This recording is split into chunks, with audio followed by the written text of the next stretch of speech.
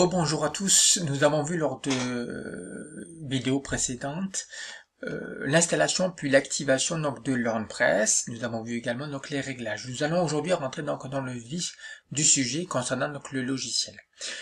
Rappelez-vous, quand on avait fait la configuration, l'assistant donc de configuration, on avait vu qu'il y avait dans LearnPress, on avait la possibilité de créer ce qu'on appelle un cours modèle. Donc le cours modèle, le cours de démonstration, il est donc en fait ici.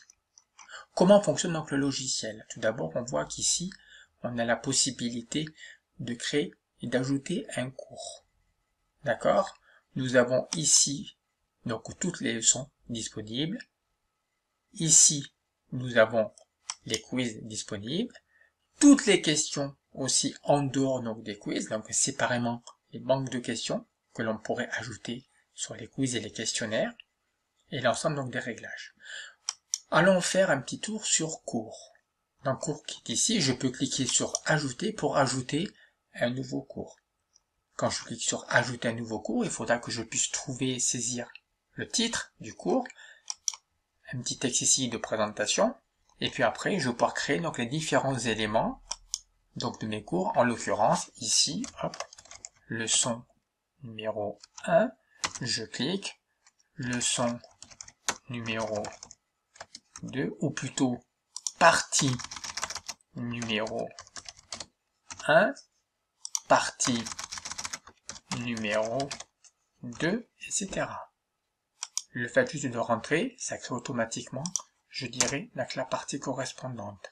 Je déplie la partie et là je peux créer ma leçon numéro 1, je clique sur Enter, ma leçon numéro 2, etc., etc.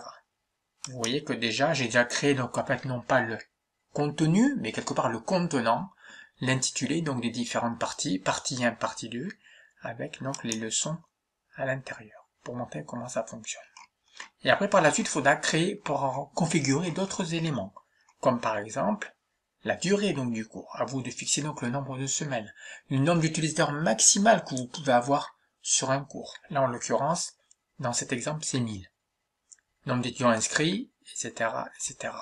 Ont-ils la possibilité, en fait, de pouvoir refaire donc le cours, éventuellement? Ont-ils la possibilité, est-ce que le cours peut définir comme étant mis en avant? D'accord. Est-ce qu'on peut bloquer le contenu de la leçon quand le cours, en fait, est terminé? Voilà. Tout ça, il faudra donc, en fait, cocher ou ne pas cocher suivant donc le cas.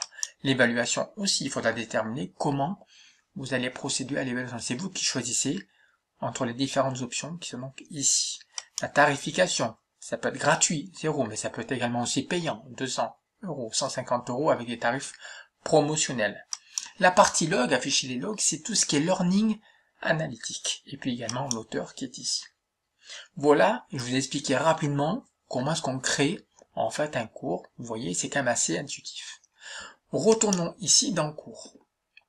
Et allons faire un tour dans le cours modèle. Je vais donc d'abord commencer par supprimer le cours que j'ai cliqué ici pour éviter certaines confusions. Je me retrouve ici donc dans la partie cours modèle. Je vois que le cours modèle est gratuit. Je vois que le cours modèle est ouvert à pour l'instant 0 étudiants. Je vois que le cours modèle a 9 sections. Dans chacune des sections, il y a 9 ou 10 leçons avec 9 quiz aussi. Donc au total, 96 leçons et 9 quiz. D'accord? Je vois que l'auteur, en fait, c'est donc Poignard Stéphane. Je peux modifier, afficher ou dupliquer donc ce cours-là.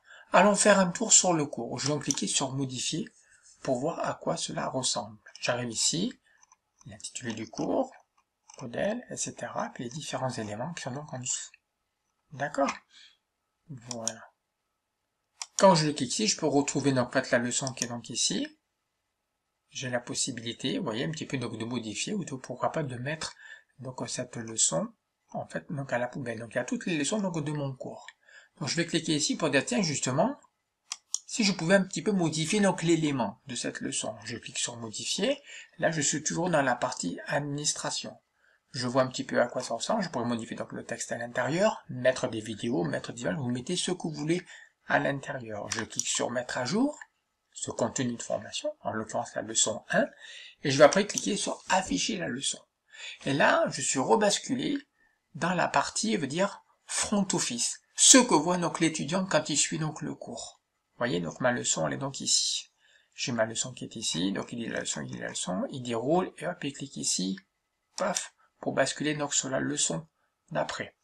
Puis après, il voit, etc. Et hop, il bascule sur la leçon numéro 3, et ainsi de suite. D'accord? Quand il arrive ici, là on a prévu justement en l'occurrence 11 leçons dans cette première partie. Je clique sur la leçon 11, et suite à la leçon 11, je clique, et boum, et là je suis redirigé vers le quiz. D'accord, je prends le quiz, on est en mode, on s'affiche comme si on l'avait donc déjà passé, mais il y aurait donc des questions qui s'afficheraient. Donc voilà comment fonctionne. Je peux replier, déplier pour faire disparaître naturellement donc le petit suivi, l'enchaînement de différentes sections donc de mon cours. Quand je vais ici, je peux modifier le quiz en question. Je suis sur la page quiz, donc je peux modifier le quiz. Si j'étais sur une page leçon, je pourrais modifier donc la leçon. Beaucoup de choses peuvent se modifier à partir de cette barre horizontale tout en haut. Je peux cliquer ici pour revenir sur le cours en question. Voilà, c'est donc une première présentation assez rapide, mais je pense que rapidement vous allez comprendre le fonctionnement de ce logiciel-là qui est quand même très très intuitif et très très pratique à comprendre. Voilà, première présentation rapide de LearnPress. Je vous souhaite une excellente soirée et je vous dis à très bientôt pour un nouveau tuto sur LearnPress.